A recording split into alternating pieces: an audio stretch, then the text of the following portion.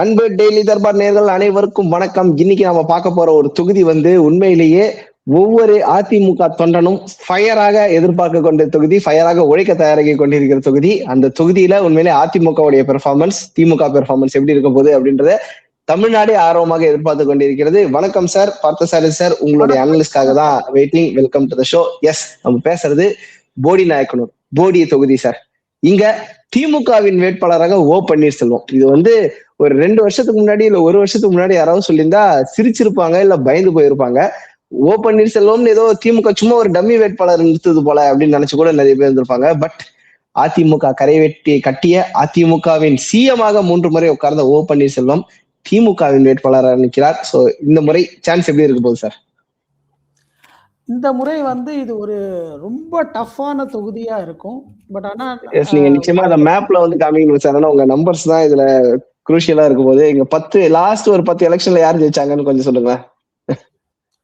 சொல்லிடுவோம்.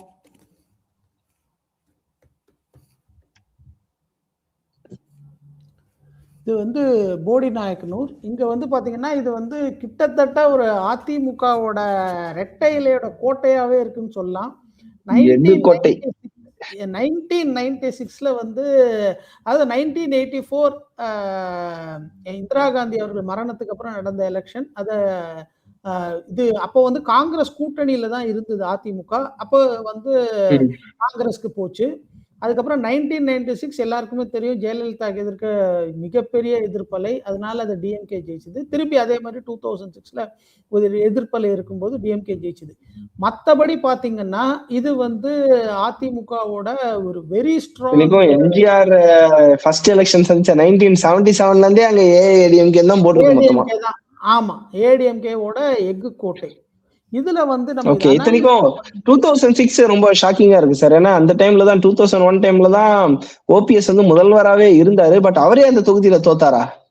ஆமா. So 2006ல DMK ஜெயிச்சிருக்கு இந்த தொகுதியில. இப்ப நம்ம 3 விஷயத்தை இங்க பார்க்கணும். ஒண்ணு இப்ப 2 நாளைக்கு முன்னாடி நடந்த ஐயப்பன், அதாவது சட்டமன்றத்திலேயே திமுக அம்மா அவர்களின் ஆசையோடையே ஜெயிக்கும்னு சொன்னவர் நேத்திக்கு எவ்வளவு முடியுமோ அவ்வளவு வசப்பாடி ஓபிஎஸ் இன்னைக்கு அவர் போய் சசிகலா அம்மையாரோட இதுல ஒரு வேட்பாளரா நிக்க போறாரு. சோ அவரு இப்போ அங்க சேர்ந்திருக்கிறார். சோ இது அடிப்படையிலே ஓபிஎஸ் அவர் கடைசியில எடுத்த முடிவுனால, அவரோட சுயநலத்தினாலையும் அவர் மிகப்பெரிய ஒரு ஆதரவை அவரு கண்டிப்பா இழந்திருக்காரு அந்த தொகுதியில. ஓகேங்களா? அவங்க சமூகம் அவங்கதான் சொல்றாங்களே, ஓபிஎஸ் அவருடைய பயணம் நாங்க இருக்கிற வரைக்கும் தான் அதிமுக, இப்ப திமுகவுடைய கோட்டை அது அப்படின்னாங்க. அப்படிலாம் யாராலையும் சொல்ல முடியாது சார். கட்சிக்கு இலைக்குன்னு ஒரு பவர் இருக்கு. அது அந்த சமூகம் அதாவது இப்ப அவர் ஒருத்தராலேயே அதை கட்டி காக்கப்பட்டதுங்கிறது கண்டிப்பா அது இல்ல. பட் ஓ பன்னீர்செல்வம்ன்ற பேர்ல ராமநாதபுரத்துல பாத்தீங்கன்னா 5 பேரை நிக்க வைக்கிறாங்க. வெவ்வேறு சின்னத்துல, ஒரு தனி சின்னமான ஒரு பலாப்பழ சின்னத்துலதான் நிக்கிறாரு. இப்படி எல்லாம் இருந்தபோது கூட அவர் கன்சிடரபிளான வாக்குகளை வாங்கினாரு. திமுக உதயசூரியன் அப்படின்னு கிடைக்கும் போது அது இன்னொரு ஆடட் அட்வான்டேஜ் தான். அதுதான் நான் உங்களுக்கு ஒரு சின்ன வாக்கு சொல்றேன் பாருங்க. 2021 எலெக்ஷன்ல அதிமுக வாங்கின ஓட்டுகள் 1,50,000 ஓட்டு. அமமுக வாங்கினது 5,650 ஓட்டு. மொத்தம் 1,05,700 ஓட்டு அங்க வாங்கியிருக்கு. அங்க டிஎம்கே வாங்கினது 89,000 ஓட்டு. ஓகேங்களா? சோ இந்த ரெண்டுத்தையும் சேர்த்தாலே ஒரு 16,000 ஓட்டு அங்க லீடிங்ல இருக்கு. அதாவது அதிமுக கூட்டணி அங்க லீடிங்ல இருக்கு.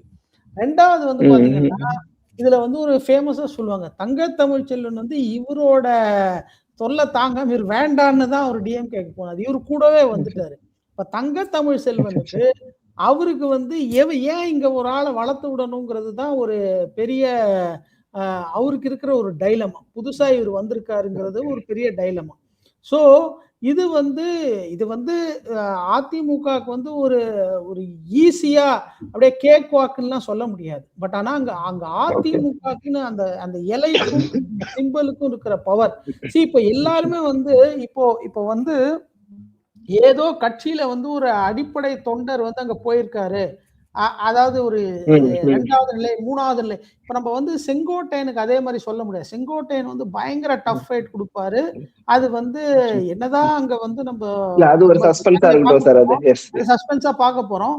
பட் ஆனா வந்து நீங்க வந்து இப்ப இவரு போனது வந்து இவர் போனது வந்து ஒரு பெரிய துரோகமாக தான் எல்லாராலையும் பார்க்கப்பட்டது. இது வந்து எல்லாராலையும் வந்து அதிமுக இவருக்கு துரோகம் பண்ணதை விட அது ஒரு வகையில துரோகம்னு அப்ப பாவம் அவரை கட்சியில சேர்த்திருக்கலாம். இல்ல அவர்கிட்ட வந்து ஆப்ஷன்ஸ் இருந்துச்சு. அவர் போய் பிஜேபியில கூட சேர்ந்திருக்கலாம், இல்ல தனி கட்சிக்கலாம், இல்ல அரசியலை விட்டே போயிட்டு, இல்ல அவர் பையன் வந்து திமுக சேர்ந்திருந்தா கூட ஒரு பெரிய கொஸ்டின் வந்திருக்காது.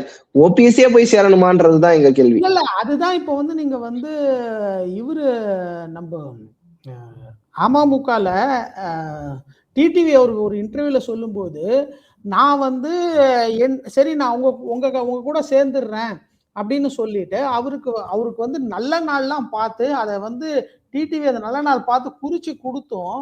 இவர் அங்க போய் சேர்ந்துட்டாருங்கும் போது இவர் வந்து இன்னைக்கு அதைத்தான் வந்து அவருக்கு சொல்லப்பட்டது. நீங்க இப்ப டெம்பரரியாவோ இல்ல ஒரு அரேஞ்ச்மெண்டா இங்க போய் சேருங்க, நீங்க ஒரு என்டிஏ சார்பில் இந்த எலெக்ஷன்ல போட்டி போடுங்க.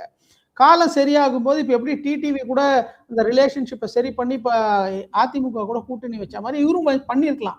பட் ஆனா இவர் பண்ணது வந்து இவர் என்ன திரும்ப என்ன சொல்லுவாரு, அம்மாவால தேர்ந்தெடுக்கப்பட்ட முதலமைச்சர் கேண்டிடேட், அம்மாவால அப்போ அம்மாக்கே பண்ண ஒரு மிகப்பெரிய துரோகம் தானே இது.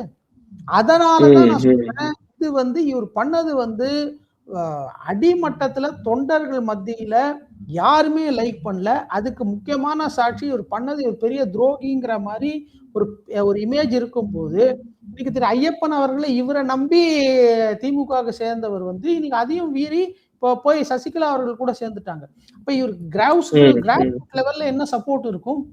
சோ இது வந்து ஒரு க்ளோஸ் கான்டெஸ்ட்ல ஆல்ரெடி அதிமுக வாக்குகள் இங்க கணிசமான ஒரு லீட்ல இருக்கு.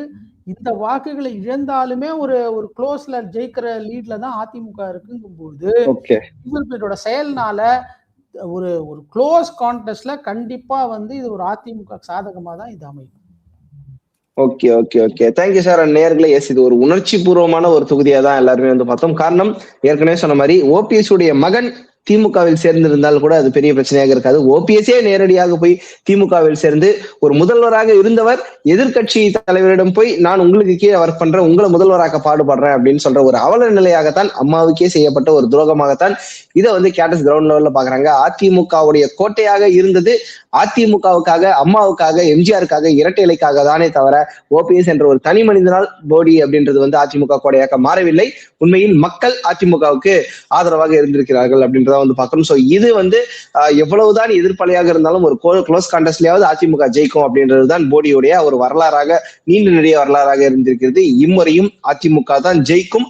அதற்கு முக்கியமான காரணம் தாவேகாவோ, நாம் தமிழரோ, மற்றபடி ஏடிஎம்கே உடைய சொந்த செல்வாக்கோ அப்படின்றத விட ஓபிஎஸ் செய்த ஒரு துரோகம் தான் அதிமுகவை ஜெயிக்க வைக்க போகிறது அப்படின்னு தான் மக்கள் இதை பார்ப்பாங்கன்றத நம்மளுடைய அனலிஸ்ட் பார்த்து சார் அவர்கள் சொல்லியிருக்காங்க. ஸோ இந்த தொகுதி நம்ம அதிமுகவுக்கு நம்ம ரைட் ஆஃப் பண்றோம் சார்.